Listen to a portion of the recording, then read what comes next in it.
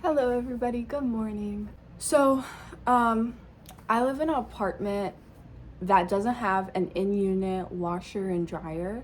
They have an on-site laundry room, but it is so bad. The one time I used it, my clothes got stolen. My clothes literally got stolen and the dryer didn't work.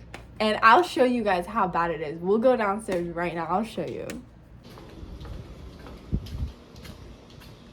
Look at it. Look at how bad that is. Look at the rust. Oh my God. Absolutely not. Look at the light switch. Like, yeah, that is a no for me. An absolute no. So anyways, I can't use the laundry unit in my apartment complex. And there is a laundry mat that I could go to that's like a mile away, but I don't have 3 hours to sit in my car. You know what I mean? I work full time, 8 hours a day. I don't have time to do that. And it's expensive. It would take me $7 to do laundry, and I would go every week. And it's just not convenient. Like, it's just not convenient. So anyway, I thought, growing up, my mother, she would always do our laundry in the apartment, and we didn't have an in-unit laundry washer and dryer. So my mom got a washing machine and she just hooked it up with a hose to her sink. But I'm going to do that, but it's going to be a little bit different. I'm going to hook it to under the sink so that if I ever need to use the water, wash my hands, do dishes, I can still use my sink. I'll show you guys how I have it all set up. But look at my kitty. Look at him. He's so over it. He's so cute. Oh my God. I love him. He's so fluffy. He's so fluffy. Look at him. Okay, so this is my dryer. I actually got this off Amazon. They have a eco setting, and then you can do your own time. I will link it in the description. It was about $300, but it's so worth it. Let me show you the cord, because a lot of people, when I tell them I have a dryer in my apartment, they're like, what about the cord? Because traditionally a dryer, electric dryer, is not 3-pronged like this. It looks different. It's like a 300 volt cord, but this you can actually use in any type of cord. It comes with a vent that is actually behind. It's small enough to where I could fit it behind this cabinet, and I did make this cabinet myself. And then this is how I pull out my washing machine. I actually put my washing machine on these furniture pallets that I got from Walmart for like $15, very inexpensive. I lifted it on there, and I just put my washing machine on the roller so I can move it conveniently. And when I'm ready to do my laundry, I pull it out all the way here in the front. This drying rack that I got from Target, it folds out so that you can, here, I'll show you.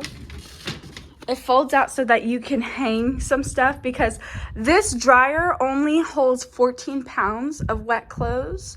You could stuff it in there, but if you stuff too much, it won't dry thoroughly. Like, you'll get some wet spots. So if I'm using the washing machine, if I'm washing something very heavy duty, like a bath mat, curtain, linen, whatever, I hang it up here to dry. And you can take it outside if you have a balcony and hang it. I've been meaning to get some rope and hang it between these two columns to dry some things, but I just haven't gone around to it yet, and this setup works well for me. So let's get into the nitty-gritty. Like, what do you actually need? What are the logistics? How are you hooking up a whole washing machine to your sink when you don't have a washing machine hookup in your apartment? Well, it's actually quite simple, but let me tell you guys, this took me like a month, 2 months maybe to figure out. 10 trips to Home Depot, pulling my hair out of my scalp. And there were no videos like this that were super informative, breaking down everything, listing all the item descriptions. So I'm sorry I'm rambling, but yeah, I'll get into it. So for the washing machine, obviously you have a drain. This is where your dirty water goes, right? So let's hook that up first. Let me show you guys how I hook that up to my sink. So this is the drain for the dirty water. So you guys can see right here that there's a zip tie. All right, guys, so here's a zip tie I have. And I just reuse the same one. There's no need to get, to always get a new one whenever you do your laundry.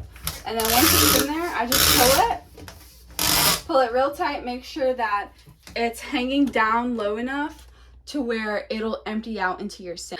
Whatever drain plug you have, just take it out so it doesn't obstruct any water. And then you're gonna go down here to where the sink is. All right, guys, so this is how my sink looks underneath. So this hose, let me just take it out for you guys. This hose is where my water will connect to. I like to use hot water for my laundry. Okay, so once you make sure it's on there tight, because you don't want this to leak all over your floor. You don't want to flood your apartment. Last thing I do is take the power cord and I plug it in right here. So let me show you how I got the sink stuff down here to work. So under the sink, there is a water shutoff valve. This is the cold water supply, and this is the shutoff valve. You can turn it either right or left to shut off the water. So this is the hot water, right? So let me turn on my sink to demonstrate. This is hot water. Okay, so we're gonna go down here under the sink and we're gonna turn this water off. Okay, so we just turn that water off under here using the shut-off valve. So whenever you're doing this, you always need to turn off the water underneath the sink. Or you'll flood your apartment or house, whatever. So right here, this is the sink. This is the sink water. This is how the water goes up to your sink. This hose right here. This is a female thread, so it's outside and the threads are inside. I'll show a picture so you guys can know what I'm talking about. So I got a T 3/8 of an inch connector.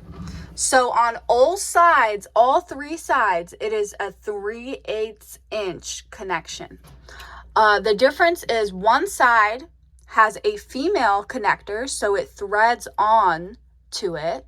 So this threads on so that this can thread on as well. So what I essentially did is I added a extra hose, an extra connection for my washing machine, which is this part. So traditionally the sink hose would connect straight onto here like this. See? One connection. But with a T connection, and you have to make sure it's 3/8 of an inch, that is a male thread, so that you can thread on your connection. It's a little hard to explain, but I will show pictures on the screen while I'm explaining everything. So this is a shutoff valve that I also got from Home Depot. You can also go to Lowe's. What this is a shutoff valve, but it is a shutoff valve with two 3/8 of an inch connectors. So let me screw this off and I'll show you guys what I'm talking about. Give me 1 second. Okay, so I took off the shutoff valve. So when you're looking for a shutoff valve, make sure that there is a male 3/8 connector and a female 3/8 connector. So you see how this is a male thread connector. And don't be alarmed when you're changing your hardware under your sink, it is gonna leak just a little, even if you have the water turned off. So the female thread connector will connect to the male thread connector, and you'll just screw that on. All right, now that you have your shut-off valve connected, so this is very important, the shut-off valve. Actually turn on and turn off the water using that shut-off valve. I don't do this every time I set up my washing machine. I'm just taking this apart so that you guys can understand how to put it together. And once you have it all set up, you don't need to do this every time. This is just, again, me showing you guys how I did this the very first time I set it up. The second step is to get a hose that is also 3/8 of an inch. And I also went to Home Depot to get this. And what this is a dishwasher connector. So this is a 20-inch in length. It doesn't matter about the length. That is very exclusive to your situation and how short or how long you want this to be. The 3/8 of an inch compression to a dishwasher. So it's 3/8 of an inch female connector, and then it is also female connector over here, a female thread. So we're going to take the female thread, we're going to connect it to the male end of the shutoff valve. So I'm going to do that real quick off camera. All right, so this is connected. So now that we have the 3/8 of an inch female connection connected to the male 3/8 of an inch shutoff valve connector. So you're going to thread this female connector to the 3/8 of an inch male connector, and you're going to do the same for the washing machine inlet hose. So this is really caked on, it's really screwed on. I can't unscrew it so that you guys can see, but I will show you a picture on screen, and I will also link it in the description so that you guys can buy it if you want to do this at home. All right, so once you get this connected to your washing machine inlet hose, you're going to take the other end and screw it on to your washing machine. So I do hot water. You can connect this to cold too if you want to do that, but I don't want to get it that complicated. So honestly, I would recommend just doing one connection. So either hot or cold. We're going to turn back on the hot water. Remember how we turned it off to set everything up? So we're going to turn it back on.